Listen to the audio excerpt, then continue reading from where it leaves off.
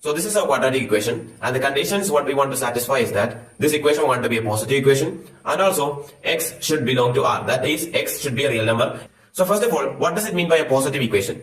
We can see from the graph like there are equations, quadratic equations like this and like this. This equation is called the positive equation, and this equation is called the negative equation. What determines an equation, a quadratic equation, to be positive or negative? It is determined by the coefficient a. That is the coefficient of x square. Here in this case, 1 plus 2m has to be positive. 1 plus 2m has to be greater than 0 for making this equation a positive equation. So this is the first condition what we got. From this we can say that m is greater than what? Minus 1 by 2.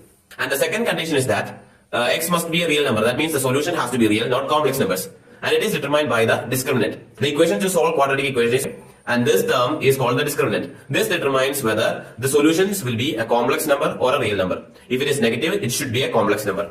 So b square minus 4ac shouldn't be negative. That means it must be greater than 0 or equal to 0. So this is the condition for making the solutions real.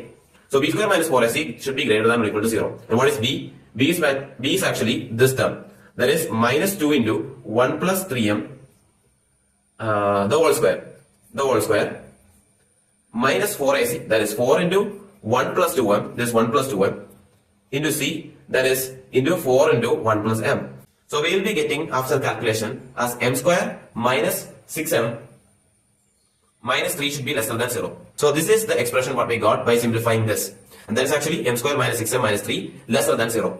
And the first condition is m greater than minus 1 by 2. Second condition is m should satisfy this condition. Solving this expression, if I am taking this lesser than as equal to, in order to make this an equation, we will be getting m as 3 minus plus or minus 3 minus root 12. So this is the range of m we got from the solution. So this is actually the second condition, and this was actually the first condition. 3 minus root 12 will be approximately 3 minus something greater than 3. It would be 3 point something. So 3 minus 3 point something will be giving a negative number, and it is somewhere nearer 0. So it is greater than 0, m is greater than 0, and this term would be 3 plus, this would be something greater than 3, so it would be something greater than 6 point something.